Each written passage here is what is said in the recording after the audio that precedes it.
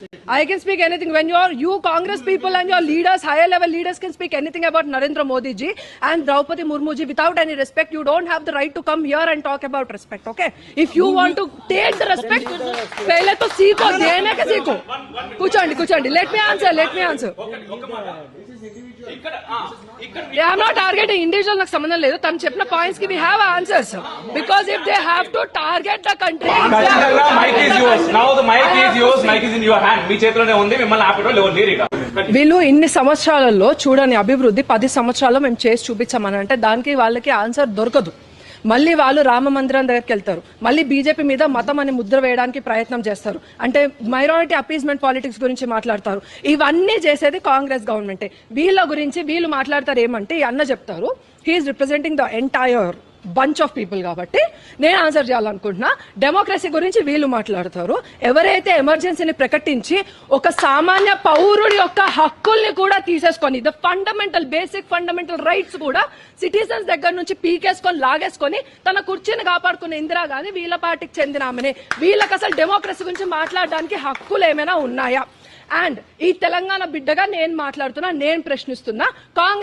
కాంగ్రెస్ వాళ్ళు ఇచ్చారు కాబట్టి వీళ్ళు ఇక్కడ ఏమంటారు అధికారంలోకి వచ్చారని 1969లో 369 మందిని కాల్చి చంపింది కాంగ్రెస్ వాళ్ళు. తెలంగాణ రాష్ట్రం అడిగినందుకు చంపి పడేశారు కాంగ్రెస్ హయాంలో. అంతమంది ఈరోజు తెలంగాణ రాష్ట్రంలో చావులు బలయ్యారని అంటే బికాస్ ఆఫ్ కాంగ్రెస్ పార్టీ. అసలు వాళ్ళకి ఏం అధికారం ఉంది మరి తెలంగాణ రాష్ట్రం గురించి మాట్లాడేది? అసలు దేశం గురించి మాట్లాడడానికి వాళ్ళకి ఎలాంటి అర్హత ఉందన్నా? రిలీజన్ గురించి మా మీద ముద్రేస్తారు. ఎప్పుడైతే పార్టీషన్ జరిగిందో, on what grounds and on what basis did Congress government sign on the partition? ఎవడబ్బా సొత్తని మీ జోబులో నుంచి ఇచ్చిన పైసల భూమిని ఇచ్చి పడేసిర్రా? ఎవరిది భూమి? భారతదేశాన్ని ముక్కలు చేసి కుక్కలకి పంచినట్టు బిస్తర్లో ఇలా పడేసింది ఎవరు? కాంగ్రెస్ గవర్నమెంట్ కాదా? అప్పుడు రిలీజియస్ బేసిస్ ఎప్పుడైతే పార్టీషన్ జరిగిందో మరి ఇది హిందూ దేశంగా ఎందుకు ప్రకటించబడలేదు? ఇంకా మళ్ళీ అడిషనల్ గా ఈ భూమిని కూడా లాక్కోవడానికి 370 ఆర్టికల్ కశ్మీర్ ని వీళ్ళకి ఇందాక చెప్తున్నారు కదా కాన్స్టిట్యూషనల్ పాత్వే అని రెడ్ కార్పెట్ చూపిస్తున్నారు. కాన్స్టిట్యూషనల్ పాత్వే అని మాట్లాడే ముందు అంబేద్కర్ గారి గురించి మాట్లాడే ముందు మీకు కనీసం మినిమం రైట్స్ ఉండాలి.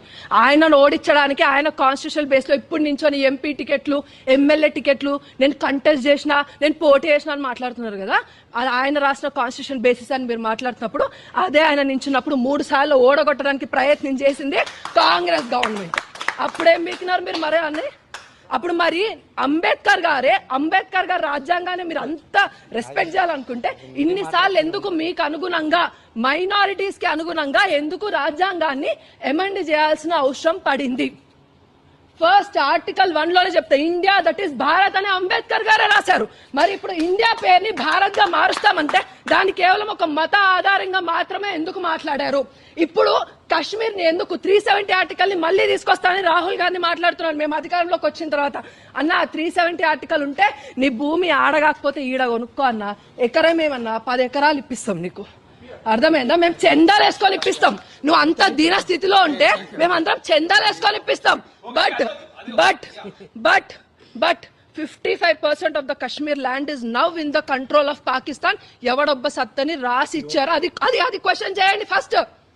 ఈ రోజు మన దేశం ఎటుపోతోంది? ఇంకా యువకులు అటు సైడ్ కూర్చొని మాట్లాడుతున్నారనంటే ఈ రోజు కళ్ళలోంచి నీళ్లు కాదు రక్తం వస్తుంది.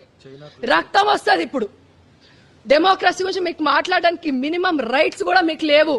పాత్వే గురించి మాట్లాడుతున్నారు. అంబేద్కర్ గారిని అవమానించి మీరు అంబేద్కర్ గారికి భారత రత్న ఇప్పించారా? వీళ్ళు బీజేపీ గవర్నమెంట్ లో ఇప్పించారు. బీజేపీ గవర్నమెంట్ లో భారత రత్న ఇప్పించారు. కనీసం పార్లమెంట్ లో అంబేద్కర్ గారి విగ్రహం కూడా లేదు. ఆయన కనీసం పూలేసిన దాఖలాలు కూడా మీ బతుకులు కాదు. బీజేపీ గవర్నమెంట్ లో అంబేద్కర్ గారిని మర్యాద పూర్వకంగా చూసాం. ఈరోజు ఒక 370 ఆర్టికల్, యూసీసీ, ఎన్ఆర్సీ, సిసిఏ ఇవన్నీ కాదు. ఈరోజు దేశము 70 సంవత్సరాలు అడుక్కు తినే స్టేజ్ లోనే ఉండింది. 70 సంవత్సరాలు, 10 సంవత్సరాలు మాత్రమే అభివృద్ధి కాలాన్ని భారతదేశం చూసింది.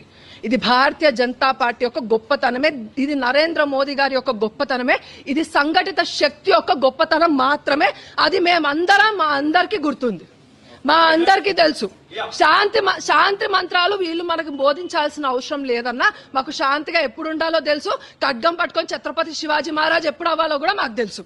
వీళ్ళు ఎప్పుడైతే రామ మందిరాన్ని వీళ్ళు ఫర్గా ఉన్నారా, 370 ఆర్టికల్ వీళ్ళు వ్యతిరేకం కాదా? రామ మందిరానికి ఫర్గా అంటే వీళ్ళ నాయకులందరికీ ఏం రోగం పుట్టింది?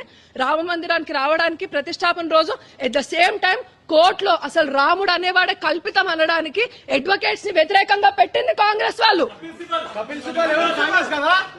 ఇవన్నీ క్వశ్చన్ చేసుకోండి. నేను హిందూని, నేను సోమవారం శివుడి దగ్గరికి వెళ్తా, మంగళవారం ఉపవాసం చేస్తా, కడుపు మార్చుకుంటా, కాలు కడుక్కుంటా, ఇలాంటి కాదన్నా. మనం పోయి పూజ చేయాలంటే వన్ సెకండ్ మనం పోయి పూజ చేయాలంటే గుడి బతుకుండాలి. ఈరోజు ఆంధ్రాలో గుళ్ళని ధ్వంసం, ఒక్క నిమిషం అన్న, గుళ్ళని ధ్వంసం చేస్తున్నారు. మీ కాంగ్రెస్ వాళ్ళు ఎవరు మాట్లాడారు? ఈరోజు బాబ్రీ మసీద్ డెమోలిషన్ గురించి మీరు మాట్లాడుతున్నారు, కానీ అంతకు ముందు అక్కడ రామ మందిరాన్ని కూల్చి అక్కడ మసీద్ కట్టారనడానికి మీరు ఎందుకు ఒప్పుకోవట్లేదు? ఎప్పుడు మైనారిటీ అపీస్మెంట్ పాలిటిక్స్ ఇప్పటికైనా బంద్ చేయండి. లేకపోతే మీ అమ్మ చీర కట్టుకునేది రేపు నీ పిల్లమో నీ కూతురో బుర్కా వేసుకునే. I can speak anything when you Congress people and